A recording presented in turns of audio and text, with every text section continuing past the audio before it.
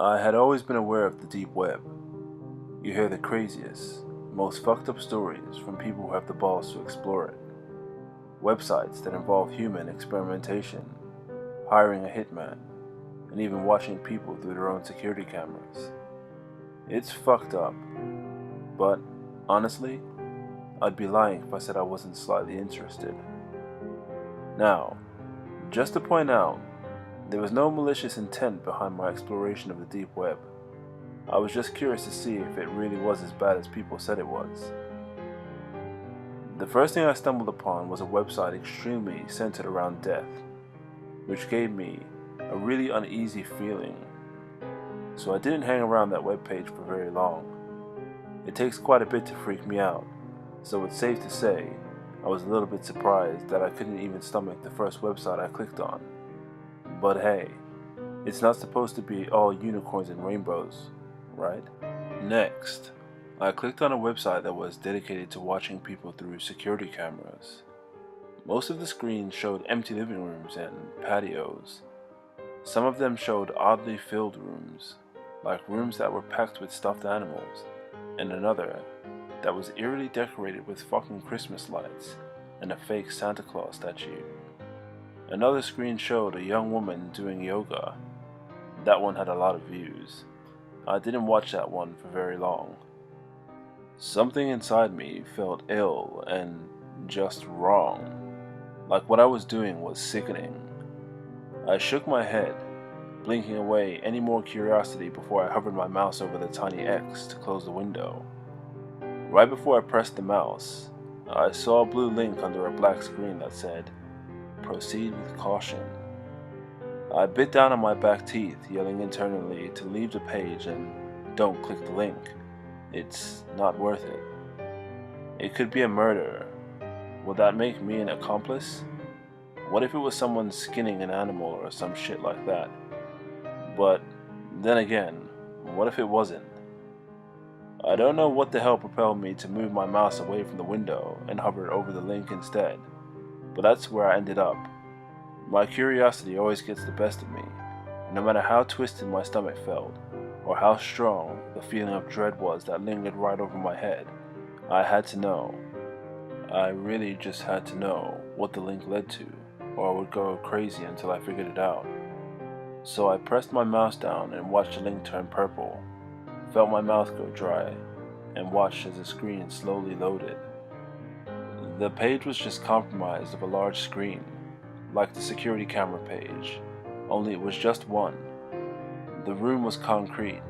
It was dark. There must have been a night vision camera or something because everything had a weird blue-green tinge, but you could tell there was little to no light. There was a dark liquid on the floor in a medium-sized puddle. I told myself it was gasoline. Don't ask me why. Movement in the far right of the screen caught my attention, and I immediately perked up in my chair, inching my face closer to the screen of my laptop. It looked like an arm, like someone's forearm. They were standing there, not really moving, but subtly swaying, just enough to look completely still. "Hey," I said before shaking my head and slapping my mouth shut. Stupid. Then the person walked. They walked over towards the left of the screen, and I felt my stomach knot, felt my throat tingle and tighten, bile rising in the back of my throat. I knew my mouth was open, gaping, and my eyes were wide, face screwed up in an expression of pure disgust. It was a young woman. She looked like she couldn't be older than 25 or so. Long, dark, dirty hair was in tangles, like she'd been pulling at it. Her leg was dragging, the other skinny leg doing most of the work as she limped weakly. Her head was down, looking at the floor, and the sound of her dragging her foot across the concrete echoed in my silent room. I didn't think it could get any worse. I was so fucking wrong. Suddenly, the woman raised her head, and it looked like it weighed a ton on her tiny body. I hadn't noticed it before, only able to barely make out the other side of the profile, but now it was clear as day. She looked around, eyes watering with tears and black makeup streaming down her face. Small strands of bloody thread were intertwined with her lips, messily tied, locking them together. Dark blood stained her chin, probably from where she tried desperately to open her mouth to scream, before realizing that she couldn't. Her dainty fingers were stained as well, the same color as the puddle on the concrete floor. My whole body felt weak. My stomach was sick. I tried to tell myself it was fake, that it was all a big hoax. My eyes scanned the bottom left of the screen. 5,623. 5,623 people were watching. Unable to fight it any longer, I ran straight into the bathroom, puking my insides into the toilet bowl. Everything in me felt disgusting, wrong, twisted. Once I was finally done, I laid on the floor of the bathroom, letting the cool tiles try and soothe my burning body. My head was spinning. I kept repeating to myself, over and over in my head, that I shouldn't have clicked on the link. I should have left. I should have closed the fucking window and told my inner curiosity to go fuck itself. Instead, I was laying on the floor, the bathroom reeking of vomit, and my mind a complete mess over what the hell I was supposed to do. Should I get the link and send it to the police? Should I call them now? My first instinct was to copy and paste the link just in case, then call the police and inform them of what was happening. Maybe they could trace the IP address or something. Maybe they would recognize the girl and know where to start looking. Maybe I could save her life. I'd feel really fucking dumb if this was all fake, just to get viewers. But I wasn't about to gamble, not with what was at stake. I ignored the dizzy feeling flooding my head as I jumped up, grabbed the doorknob, and twisting it a bit too harshly. When I flung the door open, my phone buzzed in my pocket, scaring the living shit out of me. I stopped mid-panic and picked it up with shaky hands. I saw my girlfriend's name and immediately slid to answer. My voice was a complete wreck, my eyes finding the screen where the girl shrunk down to the ground, the sound of her cries bouncing around the room, making my body feel rigid. I had nothing left to throw up, but I still felt so sick. Madeline, you're not going to believe what I just fucking saw. What? Are you okay? Have you been crying? No, I'm not okay, I answered, averting my eyes from the screen. I know you said to stay away from the deep web, but are you kidding me? Her voice went from caring to mad in a split second. I told you to stay away from that place. You never listen to me. You never fucking do. There's a girl, I said weakly. She's trapped in some basement or something. Her mouth is... Her mouth is like sewn shut. There's blood all over her face and hands. I don't know what to do, Madeline. The woman's cries got louder, more desperate, but muffled. I'm so sorry. Close it. Clear your history and never go back there again. I'm not kidding. But should I... No. Her voice was stern now. You don't know if this is bullshit. It's probably staged to gain disgusting viewers. Apparently, like yourself. People do it all the time.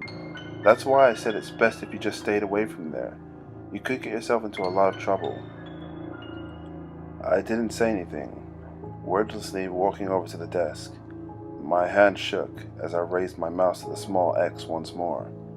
My eyes watched the number of viewers slowly tick higher and higher before I closed the window. I felt even worse than before.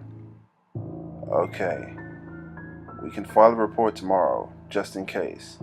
But for now, you've got to go to sleep and stay the fuck away. I can't believe you even went there in the first place. I didn't have the energy to argue with her. I told her goodnight and that I was sorry and that I loved her before I hung up and made my way to the couch to sleep. Or tried to sleep. It didn't feel right, even being in my bedroom or being anywhere near my computer. Not while that girl was still trapped, unable to scream for help, unable to talk at all. I knew it could be fake, but was that really a risk I was willing to take? I looked up some Google searches over what was fake on the deep web and read multiple stories about the staged webcam videos, which made me feel a little bit better. It didn't make the sick, guilty feeling go away though. It's safe to say that I didn't get much sleep. Every time I closed my eyes or even began to drift off, I would see the woman's face, the thread laced into her lips, the blood staining her mouth, her fingers, the floor. I continued to grow more and more anxious and uneasy, deciding that maybe getting out of the house, heading over to the local CVS and picking up some melatonin might help. I threw my blanket off, slid my shoes on, and grabbed my keys and wallet from the nightstand.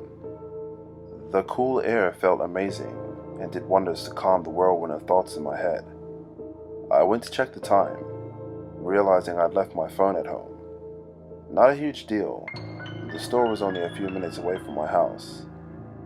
I ended up buying melatonin and a stronger sleeping pill just in case those didn't work.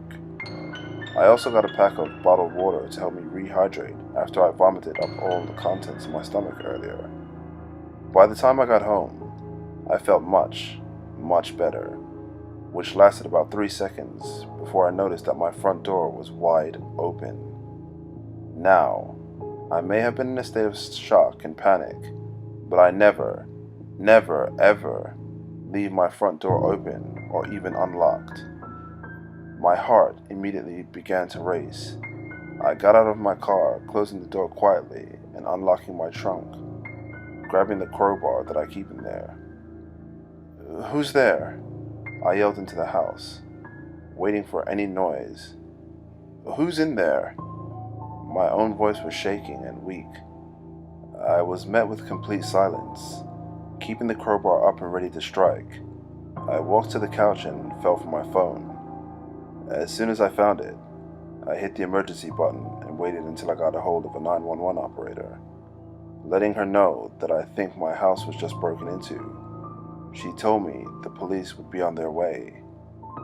After checking around the house for anything odd, I decided to give my girlfriend a call, letting her know what happened. The phone rang, and then rang some more. After getting her voicemail, I hung up, knowing she'd probably be asleep this late at night. I waited about 20 minutes or so for the police to show up and walked around with them like a scared puppy as they checked every room. They ended up just having me fill out a report, telling me they'll keep patrol cars in the area just in case anyone else gets hit. As they were leaving, I checked to see if Madeline had called back yet, but there wasn't any missed calls. I, however, did notice several outgoing calls to her phone. Outgoing call to Madeline, 3:12 a.m.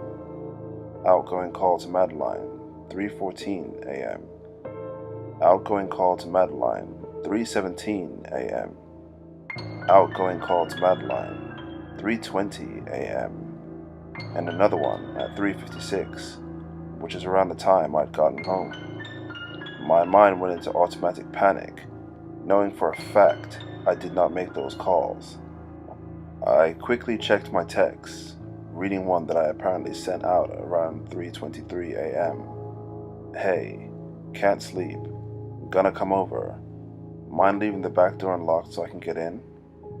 I didn't send that message. My stomach dropped. My heart thudded loudly in my chest as I noticed her reply directly underneath. "Sorry, I was sleeping. Thanks for waking me up, by the way. Lose your keys again? It's unlocked. Don't be too late." Without a second thought, I jumped up, running to lock all the doors and windows in my house, keeping the crowbar tight in my hand as I ran to my car. I drove as fast as my little Civic would allow all the way to her house, ignoring any stoplights. It took me 3 minutes to get there, but I still knew it'd be too late. I made my way to the back door, feeling every cell in my body burn when I saw it was wide open. My face was hot, my hands were shaking, but I stepped in. Crowbar raised like a bat, ready to swing. I tried to keep my emotions at bay as I looked at her dark house. "Madeline?" I called out. "Are you okay, babe?" Nothing. Silence. "Madeline!" A small scream came from her bedroom just upstairs. My legs jerked to run as I flew up the stairs, slamming her door open. I looked at her empty bed, her empty room. Confused, I heard the scream again. Only this time, I heard that it was coming through her computer monitor. I felt numb as I looked at the screen, noticing the same website I saw earlier. Only, instead of one woman, I saw two. The first was lying on the floor, not moving, in that puddle of dark liquid. I recognized the second girl, just as I had recognized her voice. My heart shattered as I saw her face, streaked in blood, the same threading sewn into her eyelids, locking them shut. Her scream hit my bones, surrounded my body. It was all I could hear. Her face was twisted in pure terror. I cried pathetically as our voice began to go out, continuing to grow weaker and rasped. I locked my jaw, picking up my cell and dialing 911 for the second time. Only this time, it barely rang once, before the deep, gravelly voice of another man answered. "You should not have called." Chill shot down my body, and I heard the phone thud as it hit the carpeted floor. My breath hitched in my throat as I bent to pick it up, hanging up the call and racing downstairs. How did he do that? How did he redirect my call from the police? I felt my heart race as I darted out of her back door, in a frenzy as I sprinted to the closest house. I pounded on the door, screaming at the top of my lungs until the neighbor opened it, her face tired, confused, and scared. She let me in, and I explained through the frantic tears what had happened. I'm typing this on my phone to post as we both try and get a hold of the cops, but neither of our calls are going through, and neither is her landline.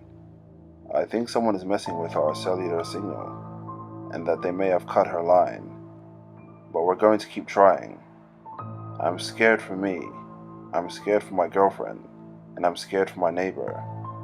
I don't know what's going to happen to me. If you don't hear from me again, please take this advice and this experience to heart. Stay away from the deep web. For fuck's sake, please, please, stay away from the deep web.